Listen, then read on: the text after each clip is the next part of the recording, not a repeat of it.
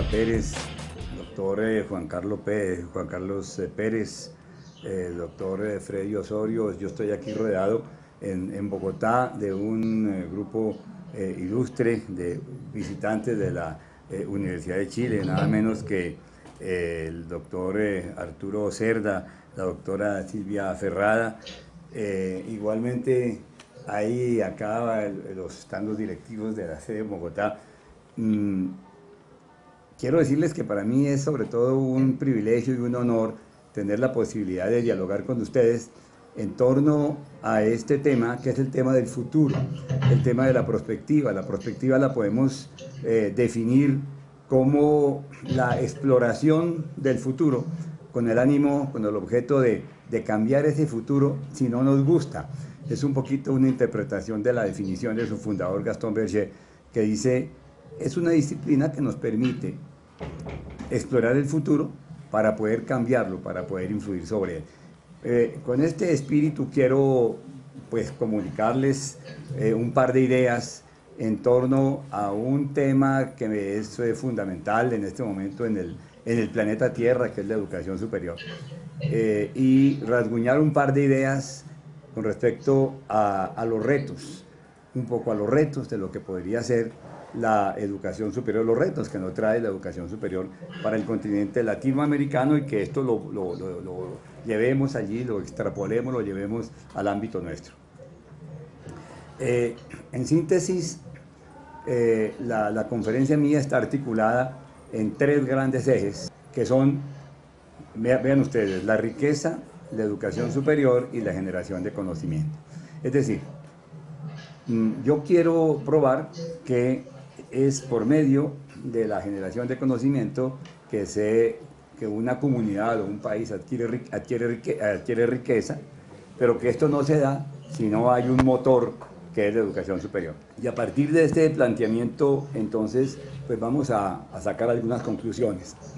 Pienso que todo arranca, si nos vamos un poco a un análisis histórico, todo arrancaría por aquí desde los años 70, o digamos por lo menos esta conciencia sobre este tema, con esta obra de Alvin Toffler en los años 70. Esto es historia, o sea que esto ya tiene 40 y tantos años. Pero a partir de allí yo pienso que comienza a plantearse inquietudes. Primero, el shock del futuro, y posteriormente, en los años 80, esta obra que fue lo que hizo famoso a Toffler, la tercera ola. Si vemos un poco, escudriñamos un poquito el pensamiento de Toffler, ¿qué es lo que nos dice prácticamente desde hace 40 años? Miren, algo que todos conocemos, pero que vale la pena que los pongamos sobre el tapete en este instante, y es que las comunidades del mundo se pueden dividir en tres grandes grupos. En el primer grupo está lo que él llamaba, recordémoslo, esto es ya muy conocido por todos, la primera ola, que eran esas comunidades que le habían apostado a la generación de materia prima, a la venta de commodities, y que estaban convencidos que incidiendo en la venta de materia prima podían generar riqueza. Esta primera ola, dice Toffler, estos son países, son comunidades que pueden estar más o menos en el año de 1850. Pero posteriormente habría un segundo grupo de unos países que dicen vamos a apostarle más bien al desarrollo industrial, que sería la ola industrial, y que podían estar más o menos hacia el año 2000. Y hay una tercera ola que es la más interesante, que él la vio desde ese momento, que ya llama la ola de la información. Después él corrige un poco su pensamiento y dice, es que esta ola no es únicamente de la información, es también de la información y el conocimiento. Me valgo del pensamiento de Toffler para ponerlo como el punto de arranque, pero yo quiero centrarme sobre todo en las ideas de este sociólogo norteamericano, Daniel Bell. Su obra también tiene sus años, 1973, pero miren ustedes, el solo título es diciente: el advenimiento de la sociedad postindustrial. Parece que hubiera una relación conceptual entre Toffler y Bell. ¿Qué es lo que dice Bell? Podría estar en este cuadro, no sé si lo alcanzamos a ver, en donde ahí, aquí al lado izquierdo, tendríamos tres ideas, son tres momentos de la historia. la sociedad preindustrial, la sociedad industrial y la sociedad postindustrial. La sociedad preindustrial pues está basada, y aquí hay mucha coincidencia con lo que dice Toffler, es decir, es una sociedad que vive de la extracción de los productos naturales. La sociedad industrial entonces ya se orienta más hacia la producción de bienes, como es natural, pero aparecen unos servicios que son servicios elementales, que no tienen mucha imaginación.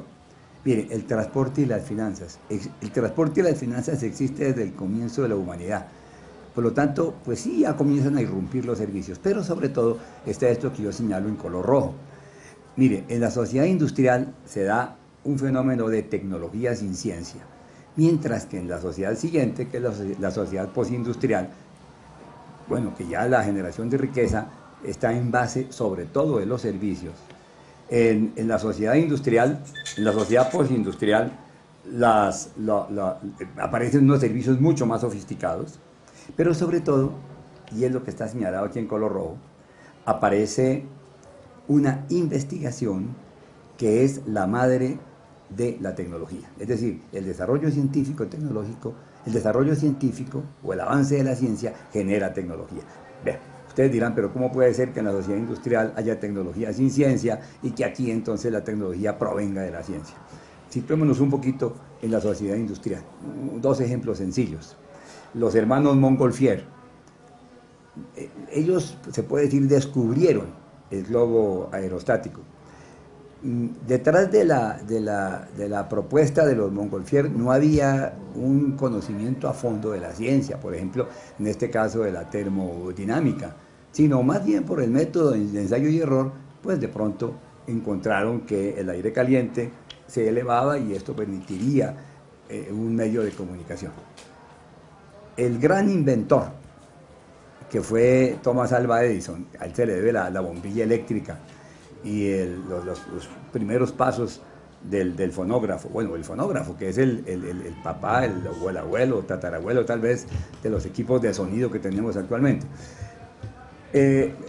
También por el método de ensayo y error. Detrás de esto no había, por ejemplo, un estudio profundo de la física, en el caso de la bombilla eléctrica, de la electricidad. No, esto aparece de manera casi espontánea por el método de ensayo y error. Eran cacharreros.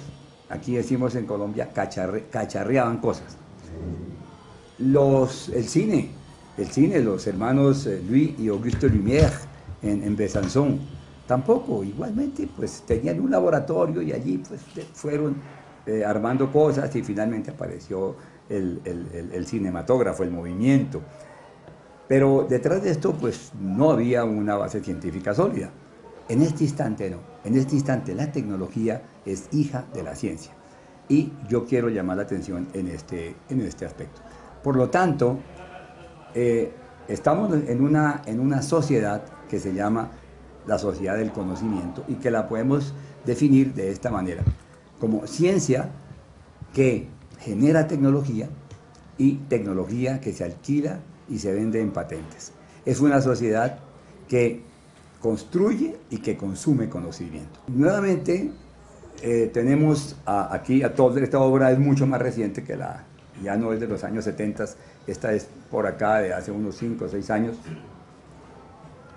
Y la traigo a cuento porque, ¿qué dice Toffler acá? Mire, yo tenía razón en el planteamiento que hice por allá hace 40 años. Y es interesante el título de esta obra de Toffler: La revolución de la riqueza.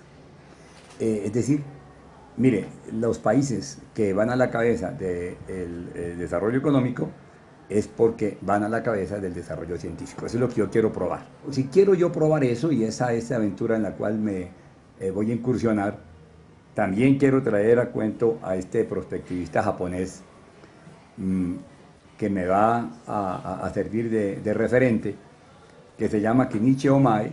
Esta obra tiene ya unos añitos, unos 6, 7 años por ahí. En español se tradujo El próximo escenario global. ¿Por qué me interesa traer el pensamiento de Ohmae? Porque Ohmae dice lo siguiente: él toma 3 países que en el pasado eran relativamente pobres y que salieron de pobres entrando al ámbito del conocimiento. Toma el caso de China. China, 1979, Deng Xiaoping toma la decisión de dar un timonazo de 180 grados, entra al mundo del mercado, de la venta de productos. China en ese instante se dispara. Si el crecimiento de China continuara como el que tenemos actualmente, que en promedio ha sido del 9%, que es muy alto, pero con unos picos del 15%, en el año 2050 sería de lejos la primera economía del mundo. Bueno, pero ese es un caso interesante porque, pues, ¿cómo hizo China? ¿Quién le dijo a China que la generación de riqueza podría estar en el conocimiento en primer lugar, pero en segundo lugar, en lo que es exitosa en sus exportaciones, que son las tecnologías de la información y las telecomunicaciones? Dejemos ese cabo suelto. El segundo ejemplo que trae Omae, que analiza, es Finlandia. Finlandia era un país que era relativamente pobre. Vivía de un bosque que para acabarla de completar se congelaba, de los 12 meses del año se congelaba 10. Y pues, ¿para qué servía? Pues servía para extraer madera, y de la madera productos como los muebles, etc. Pero eso no era para sacar al país de pobre. Sin embargo, dieron un timonazo también de 180 grados y entraron a las tecnologías de la información. Nokia, que es la empresa bandera de Finlandia, hace 3 años, 4 años, en el Foro Económico Mundial se disputaban el primer puesto en competitividad mundial con los Estados Unidos. Un ejemplo interesante de éxito en la economía y la sociedad del conocimiento. Toma también el caso de Irlanda. Irlanda es un ejemplo a medias. Comenzó bien, entró a los BPOs, entró a los call centers y comenzó a subir. Irlanda era un país también relativamente pobre. Irlanda, su economía dependía de la venta de papa. Hasta que un día dijeron, seguramente, ¿será que nosotros podemos hacer algo diferente a vender papa? Y se dieron cuenta que tenían fortaleza, y esa fortaleza lo llevó a incursionar en las tecnologías de la información. En un momento fue el call center de Europa y tuvo un ascenso absolutamente espectacular. Después, bueno, ustedes conocen los problemas de endeudamiento, etcétera, etcétera, que son inclusive comunes en muchos países de la Unión Europea. India igualmente. Yo recuerdo que hace unos años se decía que la gente se moría en las calles, que era gente muy pobre, pero de pronto comenzó a subir, y si uno escudriña lo que es lo que le está generando el gran valor agregado a la economía de la India, va a encontrar que ellos son fuertes en un tema que se llama el software. Entonces, estamos aquí en la economía del conocimiento. Por lo tanto, pienso que podemos definir la sociedad del conocimiento y la economía del conocimiento como la condición de una sociedad que produce y consume conocimiento. Y esto es la sociedad postindustrial, esto es lo que nos espera hacia futuro. En este momento se está dando con fuerza, pero hacia futuro va a ser muchísimo más fuerte. Y más como reto, pienso yo. Bueno, la siguiente. Entremos, por lo tanto, y hagamos un análisis de la sociedad y la economía del conocimiento. Yo quise traer a prueba, quise probar un poco esta idea que estoy planteando. Y entonces, pues porque podemos decir, aquí tenemos nosotros un marco teórico muy sólido, muy fuerte, pues nada menos que Toffler, nada menos que Omae, nada menos que Daniel Bell. Sí, pero yo quise llevarlo esto más, aterrizarlo un poquito más. Y miren, el Foro Económico Mundial, como ustedes saben, que se reúne en Davos por aquí por el mes de enero, tiene como finalidad la clasificación de los países, la asignación de un indicador de competitividad a el 90 y algo % de los países del mundo. Pero lo interesante en la asignación de ese puntaje de competitividad es que detrás de este puntaje hay alrededor de 35 variables.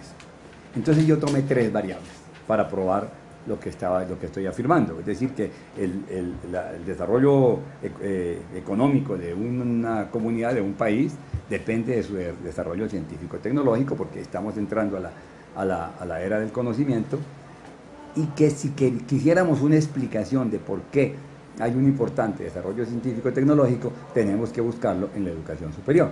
Entonces yo tomé 3 informaciones que tiene el Foro Económico Mundial, 3 variables. que la una es el Producto Interno Bruto, variable que no la elabora el Foro Económico Mundial, sino que se la pide prestada al Banco Mundial. Pero la segunda sí la elabora, que es la calificación y clasificación del desarrollo científico-tecnológico de los países. Entonces hice dos correlaciones y además apliqué una fórmula estadística, tanto la de Pearson como la de la Rhodes-Spearman. Entonces, ¿qué fue lo que hice? Correlacioné o puse en evidencia el Producto Interno Bruto frente al desarrollo científico-tecnológico de los diferentes países. La correlación es muy alta. ¿Qué es una correlación? Recordemos, una correlación ocurre cuando los valores altos de una distribución tienden a asociarse con los valores altos de la segunda distribución. Entonces, esa correlación se daría por lo alto. Vamos a encontrar la gran coincidencia entre desarrollo económico y desarrollo científico-tecnológico de los países. Pero si hay una correlación por lo alto, también la hay por lo bajo. Es decir, los valores bajos de la primera distribución tienden a asociarse con los valores bajos de la segunda distribución. Entonces tomemos la primera correlación y veamos. Ese círculo que está arriba nos muestra países en donde se asocian, coinciden, como ustedes ven, su calificación, su alta calificación en generación de riqueza expresada por el Producto Interno Bruto, con su alta calificación en desarrollo científico-tecnológico. Japón, Alemania, Francia, Reino Unido, Canadá, Australia, Corea, inclusive la madre patria, Holanda, Bélgica, Suiza, Suecia, Noruega, Austria, Taiwán y Dinamarca. En estos países coincide entonces su desarrollo, su calificación que le dio el Foro Económico Mundial de Desarrollo Científico-Tecnológico con su generación de riqueza. Si hay correlación en el centro, por lo alto, también hay una asociación en el centro. Pasemos a la siguiente. Y no voy a nombrarlos a todos, pero son todos estos países en donde coinciden la calificación intermedia o mediana en el Producto Interno Bruto con la de desarrollo científico-tecnológico. Entonces están todos, algunos, Sudáfrica, Tailandia, Malasia, algunos, simplemente Kuwait, Marruecos, Croacia, etc. Bueno, pero si la correlación existe por lo alto en el centro y por lo bajo, también existe por lo bajo. Entonces, países que están en una situación difícil económica, de generación de riqueza, se explicaría inicialmente porque su desarrollo científico-tecnológico saca una mala calificación también en este ámbito. Entonces aquí podemos pasarla más rápido. Nepal, algunas, ¿no? Zimbabue, Camboya, todas estas, Lesoto, Burundi, Timor-Leste, está en el último lugar, el país que tiene el más bajo Producto Interno Bruto y saca la peor calificación en desarrollo científico-tecnológico. ¿Y América Latina en dónde estaría? Nosotros estamos en el centro. Miren, aquí están los diferentes países de América Latina. Esto quiere decir, tenemos un desarrollo moderado desde el punto de vista económico. Nuestro Producto Interno Bruto tiene una calificación mediana. Igualmente, se puede explicar por qué nuestro desarrollo científico, la calificación que obtenemos en desarrollo científico-tecnológico es también moderada. Miren, Brasil está ya tratando de dar el paso al otro lado. Está aquí casi en la frontera, como que no se siente muy cómodo en este grupo y quisiera estar allí en el grupo de los de adelante. Pero bueno, en términos generales podemos decir que podemos pasar más rápido. Los países yo los tengo señalados a todos, pasémoslos más rápido.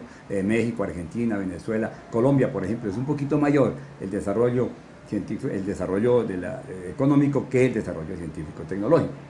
Eso se explica de alguna manera porque pues no hemos salido del todo. Hasta ahora estamos medio sacando la cabeza, pasando de la segunda a la tercera ola, o de la primera a la tercera ola.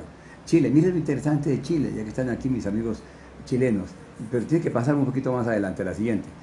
Es muy coherente, en la medida en que este punto esté cerca de la línea diagonal o bisectriz. Esa línea diagonal, recordemos que vale 1, sería la correlación perfecta. Es interesante ver que está muy cerca a la correlación perfecta.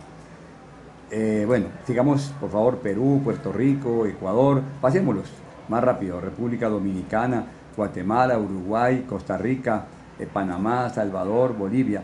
Bueno, igualmente hay unos países cuyo generación de riqueza es deficiente, como lo vemos, están en la cola, y se explicaría, porque hasta ahora fue una variable con la cual estoy explicando esto, que es su deficiente desarrollo científico-tecnológico. Está Bolivia, Paraguay, Honduras y Nicaragua. Ahora bien, ¿y por qué hay países que tienen un alto, mediano o deficiente desarrollo científico-tecnológico?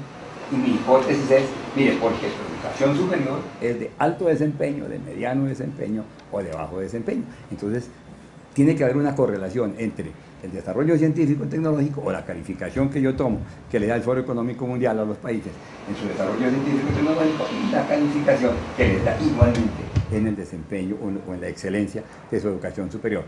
Igualmente, el cálculo que yo hice me da una calificación muy alta. Allí en esa parte de arriba, donde coinciden las dos condiciones, las dos variables, las dos distribuciones, miren, está Finlandia, Estados Unidos, Taiwán, Corea, Francia, Japón, los mismos que anteriormente sacaban una alta calificación en su desarrollo científico, en su desarrollo económico. Ahora, por lo bajo, pues igualmente, aquí hay países como Bangladesh, como Mauritania, etcétera, etcétera, que tienen poca riqueza o generan poca riqueza y que tienen un bajo desarrollo científico-tecnológico, y su educación superior es también deficiente. América Latina está en el centro.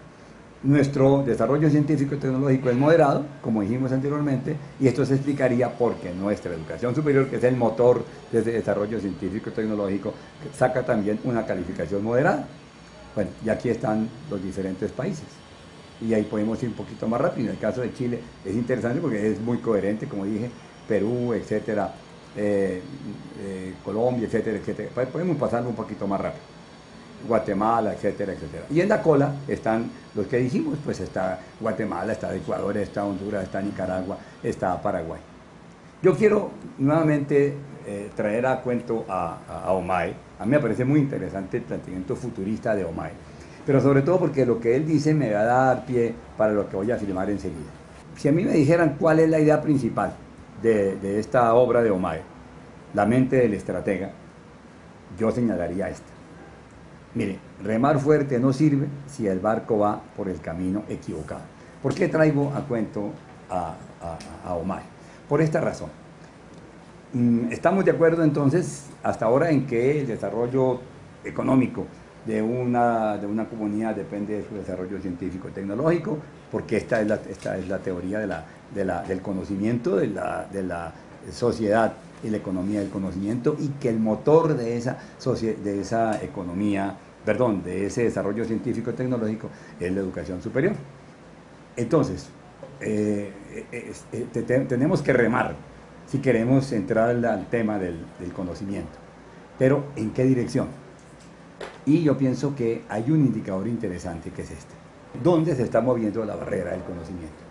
Hay un think tank en Washington, en George Washington University, que se llama TESCAS, que lo dirige William Halal, que hace todos los años una encuesta Delphi con un grupo selecto de expertos en el mundo. Y a estos expertos les hace 3 preguntas. Dice, mire, primera pregunta, ¿qué tecnologías se esperan para el futuro? Bueno, una persona que esté en el ámbito del conocimiento, que esté haciendo investigación de frontera, etcétera, no va a ser difícil responder esa pregunta. La segunda es un poquito más difícil. ¿Y en qué año cree usted que va a estar en el mercado esa tecnología? ¿Qué significa mercado? Significa aceptada por el 30% por lo menos del mercado.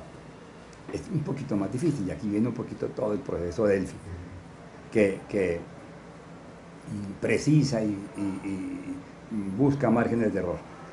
La tercera es muchísimo más difícil y hay un margen de error importante. ¿Cuánto cree usted que va a valer esa tecnología en el mercado en la fecha que usted ha dicho?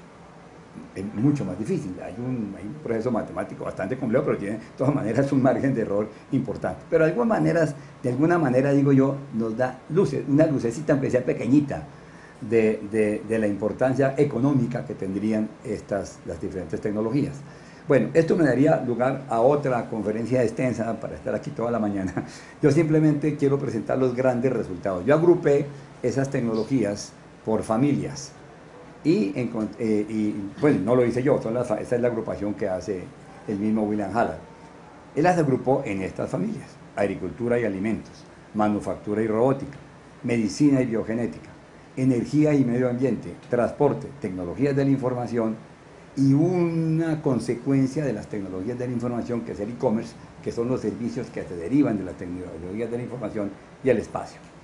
Bueno, de alguna manera aquí podemos encontrar algún indicio de hacia dónde se está orientando el campo científico-tecnológico, es decir, no hacia dónde se está orientando, sino qué tan importante es en el mercado el cambio científico-tecnológico. ¿Cuánto vale en el mercado las tecnologías del futuro? Y esto nos puede dar simplemente, sí, está bien, la siguiente, nos puede dar simplemente un indicio de lo que dice Omae: rememos, pero no rememos en el lugar equivocado, rememos fuerte, pero no rememos hacia el lado equivocado. Yo hice una asociación, sumé los resultados que aparecen allá en la encuesta de Halland, y miren ustedes: tecnologías de la información, estos son billions, que son miles de millones de dólares, 23.868. Sigue energía y medio ambiente, sigue medicina, biogenética, e-commerce, manufactura y robótica, transporte. Bueno, pero pasemos a la siguiente, porque yo decía que las tecnologías de la información y el e-commerce son de la familia, porque el e-commerce son los servicios que se derivan de las tecnologías de la información. Y miren, en esta torta, pues el pedazo de las tecnologías de la información es muy grande. Bueno, es el más grande de todos, la quinta parte. Y el e-commerce también es interesante. Si sumáramos ambos, que lo hice en la diapositiva siguiente, por favor, veamos la siguiente. La torta es mayor. Y pasemos a la siguiente. Bueno, y el cabo suelto que teníamos al inicio. ¿Y quién le dijo a China que se metiera en el negocio de las tecnologías de la información y que de esa manera podría salir de pobre? ¿Quién le dijo a Finlandia que entrara en el tema de las tecnologías de la información? ¿Y quién le dijo a Irlanda y a India que por ahí era el camino? Es decir, como dice Omae, mire, ese es el sitio hacia donde tenemos que remar con fuerza. Ahora, yo no digo que exactamente China, India, Finlandia, en fin, tomaron la encuesta de William Halland y tomaron estos datos, no, pero sí algo parecido, para ver en dónde se estaba generando el mayor valor agregado en el mercado. Dije anteriormente que el desarrollo científico y tecnológico tenía un motor, que era la educación superior. Entonces, yo quiero unir estas dos ideas. Miren, ese motor es fundamental. Es decir, la generación de riqueza proviene del desarrollo científico, pero sin el motor que es la educación superior, como lo probé con las correlaciones, no tendría mucho sentido. De modo que centrémonos y lleguemos al tema final, al tema central de esta conferencia, que es la educación superior del futuro. Pienso que si queremos identificar, si queremos saber hacia dónde se está orientando la educación superior, si hablamos de futuro, el futuro, como dice Gaston Berger y después Michel Godet, el futuro se construye, y sobre todo Maurice Blondel, que es el padre de todo esto, que dice el futuro no se adivina, sino se construye. Si queremos construir el futuro de las universidades en América Latina, pienso que es importante conocer cuáles son las reglas de juego que están apareciendo en las universidades más importantes del planeta. Y en torno a esto voy a traerme entonces a hacer dos planteamientos. ¿Cuáles serían las universidades del futuro y cuáles serían las universidades del pasado? Yo me valí de la información que existe. Yo identifiqué 21, por lo menos 21 empresas ranqueadoras de las universidades, y tomé 6 que son las más importantes, porque las otras me di cuenta que se repetían los criterios. Aquí me interesaba sobre todo no tanto ver quién quedó de primero, de segundo, de tercero, eso ya todos lo sabemos, sino cuáles son los criterios, con qué criterios se estaba calificando en la excelencia de la educación superior. Bueno, creo que es interesante saber quién quedó de primero, etcétera, y sacar algunas conclusiones que yo pienso que son conclusiones superficiales. Lo más interesante, pienso, es ver y con qué criterios se está midiendo. Vean ustedes, esta es tal vez la más conocida, Academic Ranking for World Universities, de la Universidad de Shanghái, Yao Tong. Pero ahorita vemos el ranking. Me interesan los criterios. Miren, los criterios son 5 criterios, que son criterios de excelencia, y que con estos criterios entonces coinciden las 500 universidades más importantes del planeta, que son, primero, calidad académica. ¿Cómo se mide cómo miden ellos la calidad académica? Con una exigencia muy alta, ¿no? ¿Cuántos alumnos, cuántos exalumnos tiene esta universidad que hayan adquirido premio Nobel, o que les hayan dado el premio Nobel, o si no las medallas Fields? Las medallas Fields sobre todo para los matemáticos. Esto fue lo más criticado, pero es el colmo. ¿Cómo se les ocurre pedir? Bueno, hay unas que sí cumplen con eso. Bueno, dejemos ese criterio como calidad académica. La segunda, calidad de los investigadores. Igualmente, ¿cuántos investigadores de esta universidad le han dado premio Nobel o le han dado la memoria Fields, la medalla Fields? Tercer criterio, la investigación que han hecho sus investigadores, ¿para qué ha servido? En primer lugar, ha sido reconocida, y eso lo miden de esta manera: número de artículos que hayan sido publicados en la revista Nature Science. La revista Nature Science son las revistas indexadas de más alto desempeño mundial, de más alto prestigio mundial, de más alta exigencia mundial. O sea que una investigación que dé lugar a un artículo y que sea publicado en la revista Nature Science, eso de por sí es ya un logro importantísimo. Pero además de eso, eso da 20 puntos. Aquí al frente yo tengo el peso. Eso da 20 puntos. Pero hay otros 20 puntos que se pueden obtener por publicaciones que hayan sido informadas, referidas por este indicador que se llama el CSI, que es para las ciencias básicas, y el CSCI, de una institución que se y la Web of Science, que clasifica entonces los artículos publicados en revistas indexadas de cierta categoría, y les asigna un puntaje que se llama los CSI o CSCI. 20 puntos. Ahora, impacto. La investigación está bien, se hizo la investigación fue aceptada en Nature Science o en otras revistas de las que están en la Web of Science. ¿Y esa investigación para qué sirvió? Si tuvo algún impacto, y el impacto de la investigación se mide por el número de citaciones, por el número de veces que citan al autor del artículo. Y hay hay dos firmas.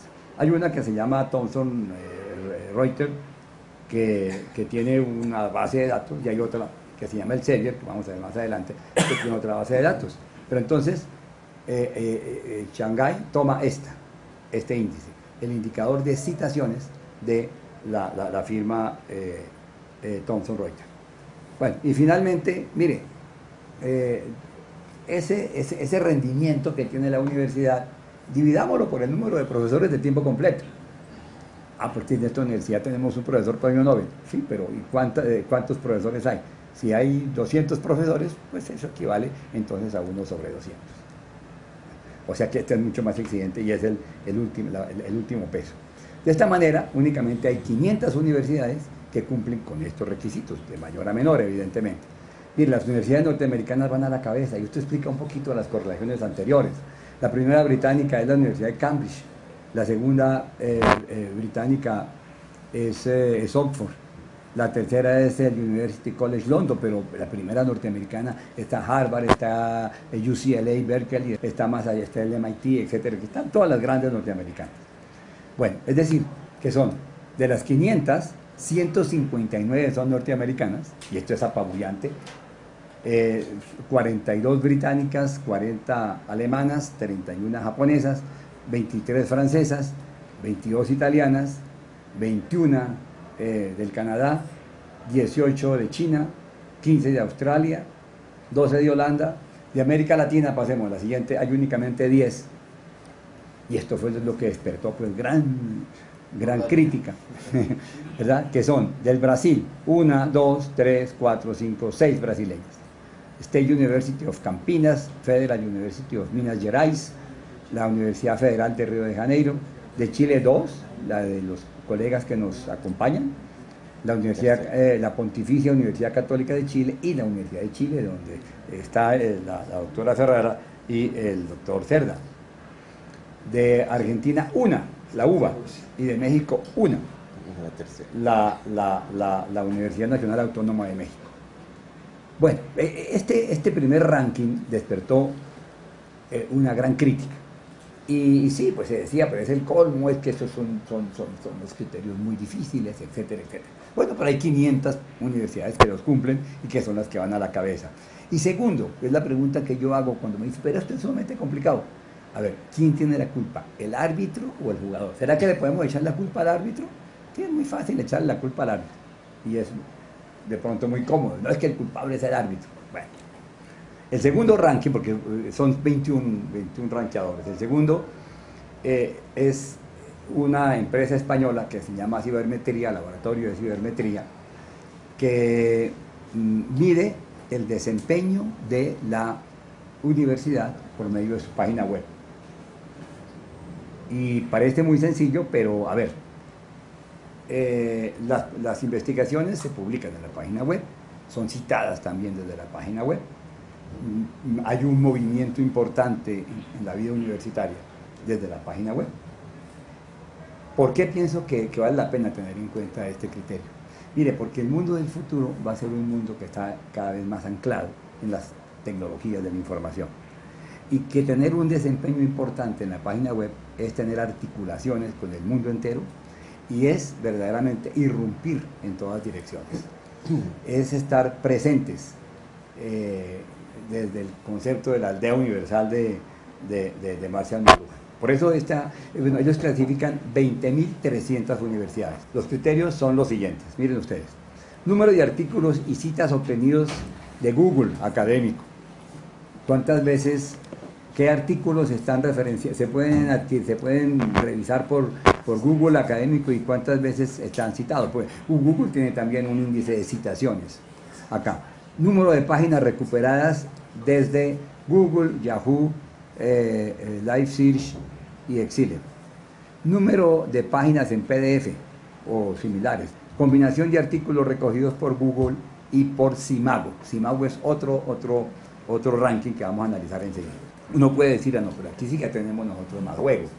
¿Qué pasa? En color rojo están las universidades norteamericanas, las mismas que son excelentes en los criterios de Shanghái, aquí también son excelentes en este. Y eso es interesante ver eso. Y aquí prácticamente están las mismas, con algunas diferencias por aquí, pero son prácticamente las mismas. Según esto, ¿qué universidades de América Latina? Pues digamos las clásicas, que son la mayoría, son las norteamericanas, la mayoría, después siguen las británicas, etcétera, eso se mantiene. Pero ¿cuáles son las latinoamericanas, digamos, las 50 primeras? Midiéndonos únicamente desde América Latina. Aquí hay un país que comienza a tener un liderazgo importantísimo, que ya lo percibimos la vez anterior, que es Brasil, con este indicador. Entonces son 24 universidades brasileñas, 6 mexicanas, 6 chilenas, hay 5 colombianas ya, 3 argentinas, 2 peruanas, 2 venezolanas, 1 uruguaya y 1 de Jamaica. ¿Cuáles son? Ok, la Universidad de Sao Paulo, la Universidad de Chile, nuestros colegas, está en tercer lugar en este ranking. Campinas, etcétera, etcétera. La Universidad Nacional de Colombia ocupa el puesto 10º en América Latina, no mundial. Es aquí en la parroquia el puesto 10. El tercer rankeador es muy interesante.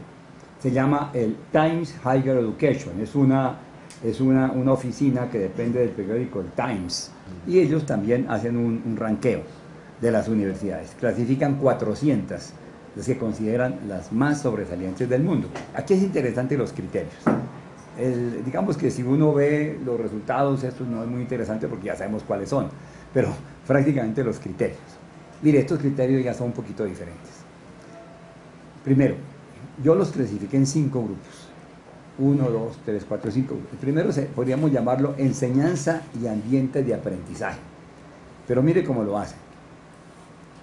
Es una encuesta sobre la enseñanza y el ambiente de aprendizaje. Esto vale que el 15%.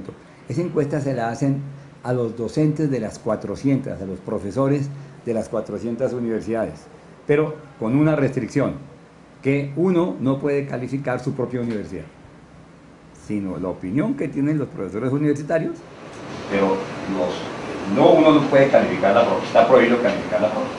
O sea que eso lo hace un poquito más objetivo. Segundo, la proporción de investigadores con doctorado, que es un criterio, yo pienso, importante. Proporción de estudiantes de grado. ¿Por qué? ¿Por qué? Mire, porque la universidad, si la universidad del futuro es la universidad del conocimiento, porque de aquí salen necesariamente criterios que nos van a llevar o nos están llevando a la universidad del conocimiento. La universidad del futuro tiene que ser preponderante el posgrado por encima del pregrado. De los no sé, 1000 alumnos, 10.000 alumnos que puede tener una institución, si el 60% son de posgrado, es porque la universidad se está orientando hacia el conocimiento, porque el posgrado es donde se genera el conocimiento, mientras que en el posgrado se transmite. De modo que pues este criterio es muy interesante, ¿no? Proporción de estudiantes de posgrado, proporción de docentes con doctorado, ingreso del personal académico, qué exigencias hay de ingreso. Esa es poquito, vale 2.5. Bueno, la segunda, impacto de la investigación, igualmente por medio de citaciones.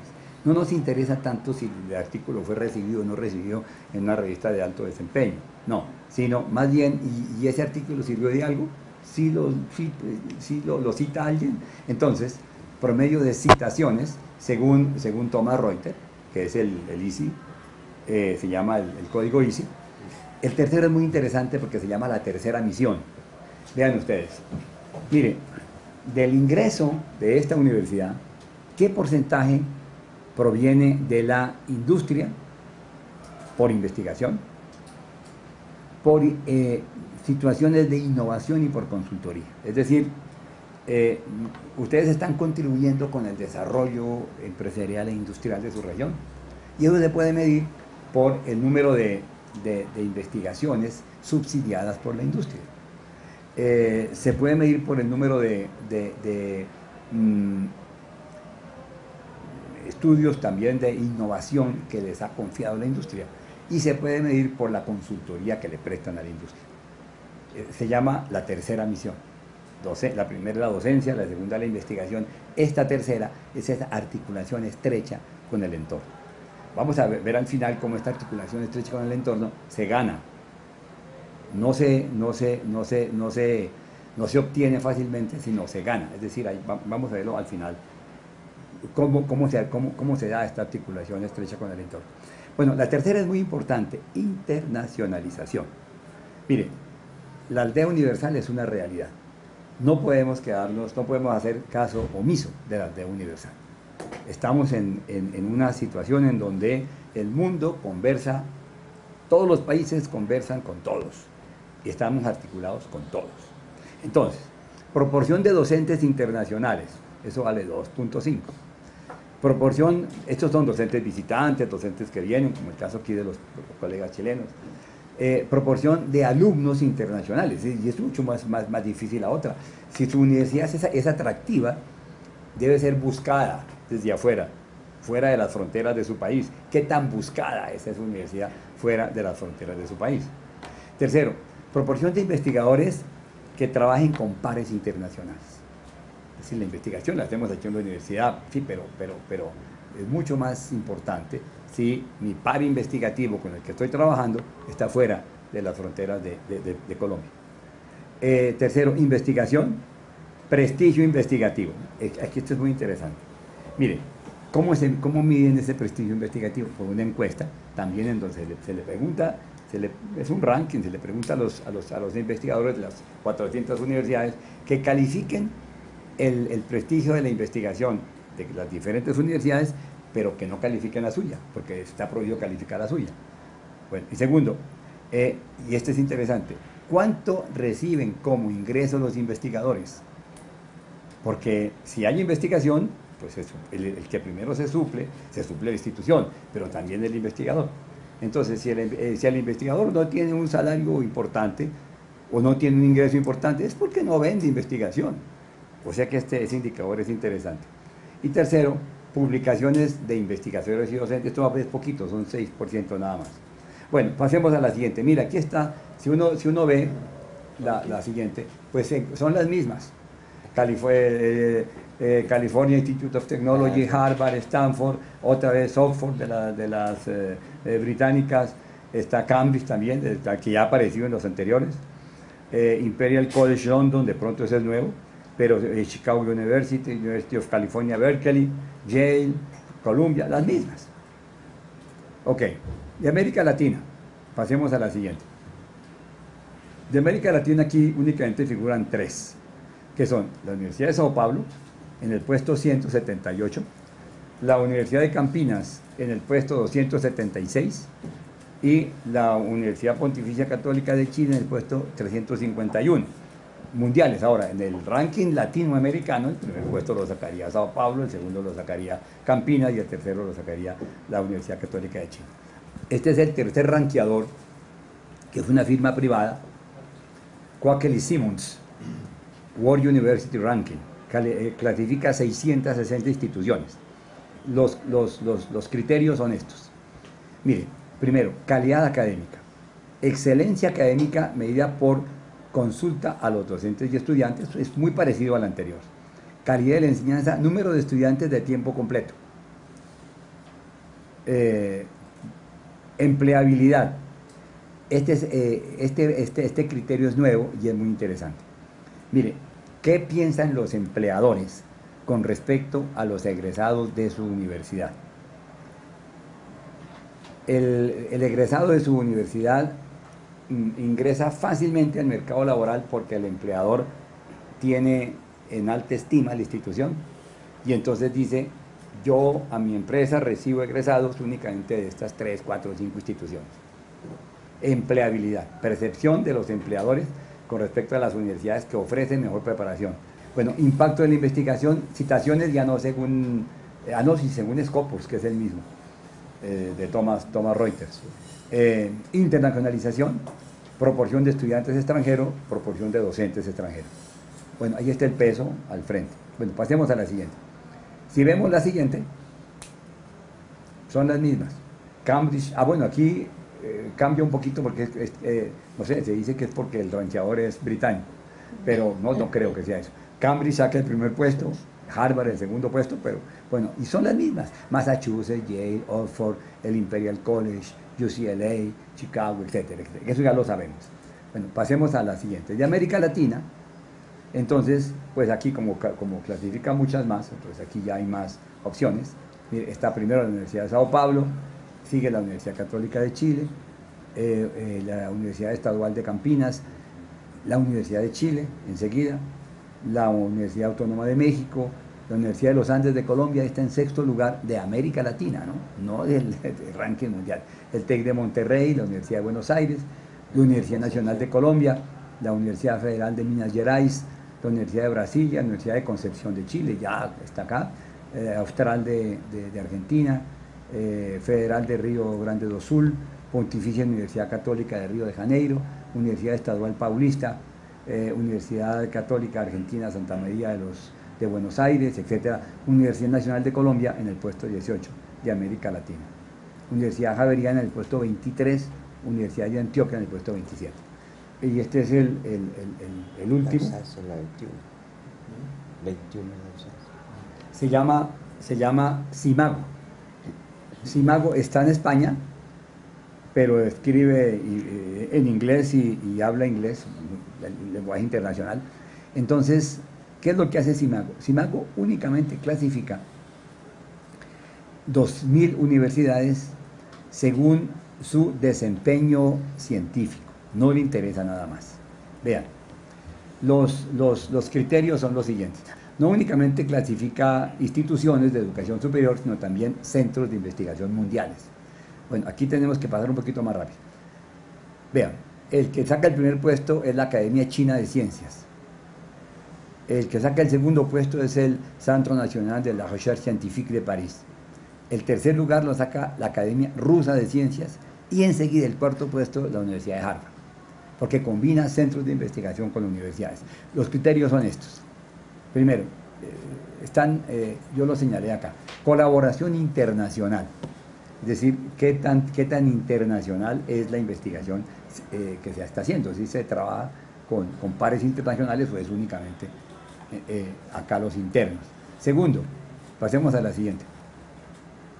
Mire, si las publicaciones corresponden al 25% de las revistas más influyentes del mundo, es decir, hacemos un ranking de las revistas y entonces tomamos el 25% de las más influyentes del mundo.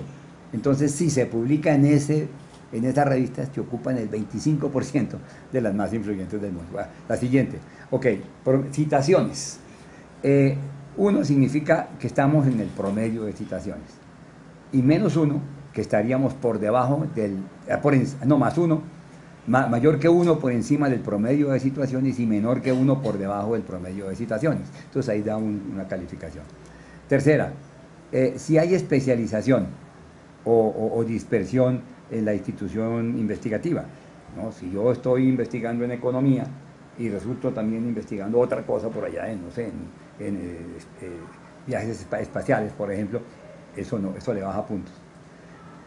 Y finalmente, si las publicaciones pertenecen al 10% de las publicaciones más citadas en su área, hay un ranking de citaciones, y si estamos en el cuartil o el quintil del 10% de las publicaciones más citadas en el área específica de cada uno.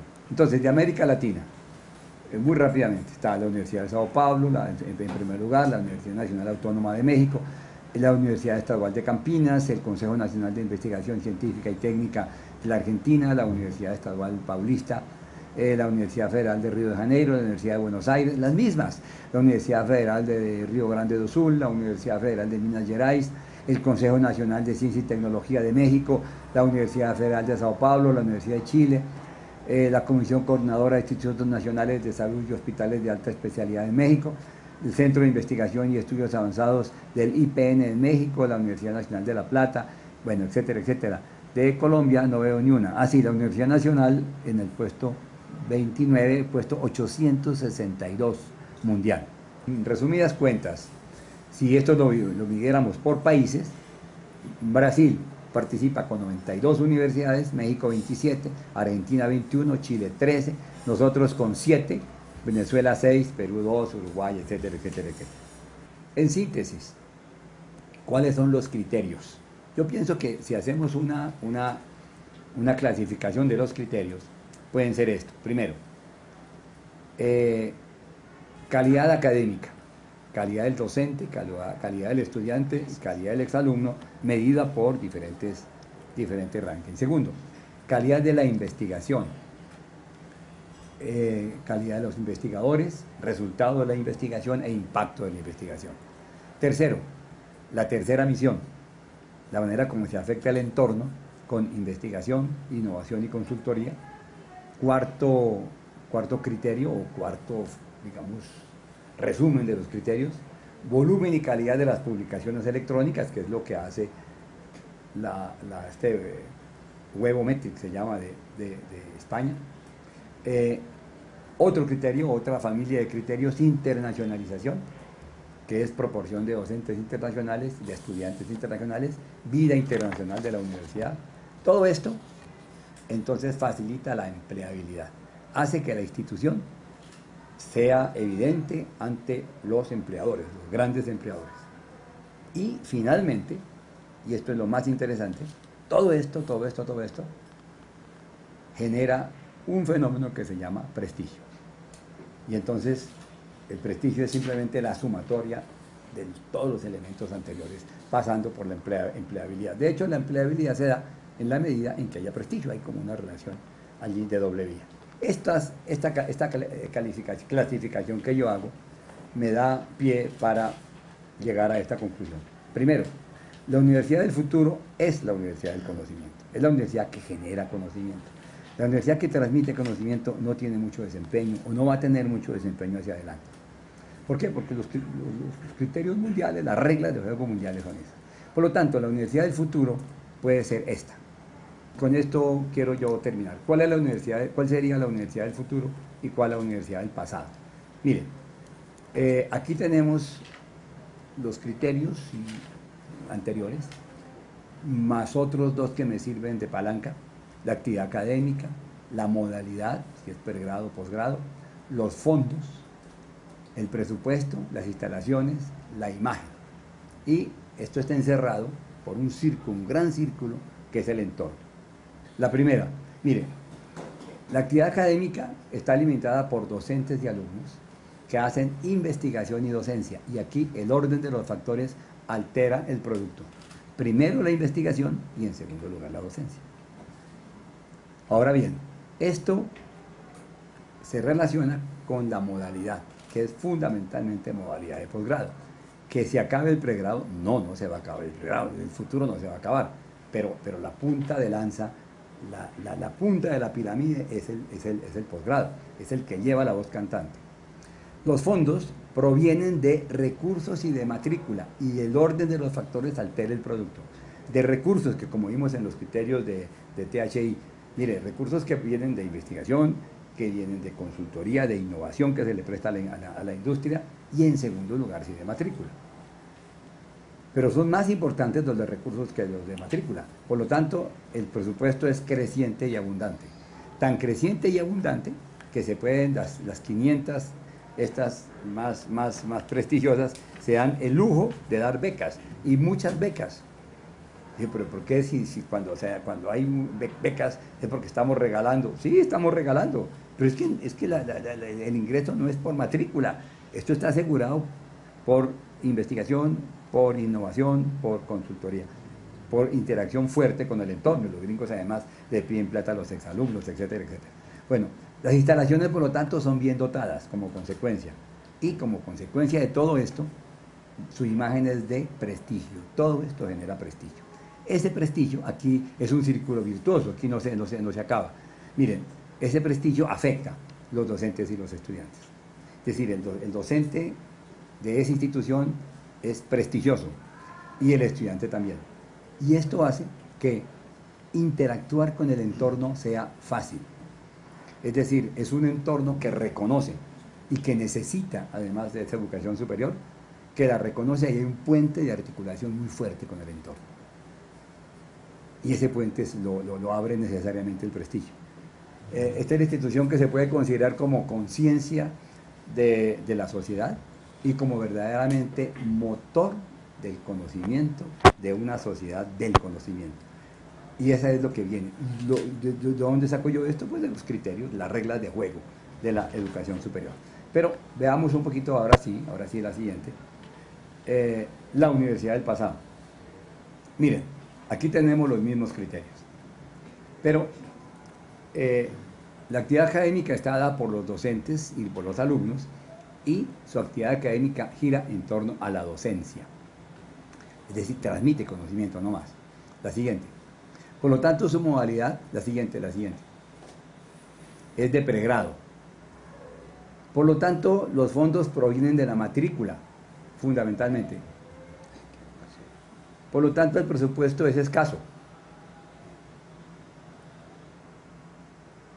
Y por lo tanto, las instalaciones son mal dotadas. Y por lo tanto, su imagen es deteriorada.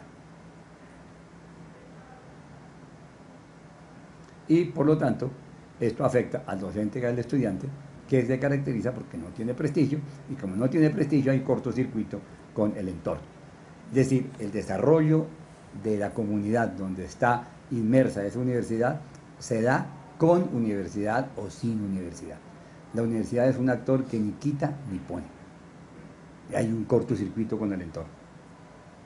Y entonces el exalumno tiene dificultad para acceder al mercado ocupacional, e igualmente la universidad tiene dificultad para sobrevivir económicamente. La pregunta del millón es esta: ¿qué universidad queremos para el futuro? Y pienso que la respuesta es otra pregunta: ¿qué universidad queremos? ¿Qué universidad para qué tipo de sociedad? Pero la primera respuesta está un poquito en lo que yo dije, y esa en lo que yo quiero terminar. Es una universidad del conocimiento para una sociedad del conocimiento. Bueno, pues esta es un primer rasguño por las aguas de la educación superior,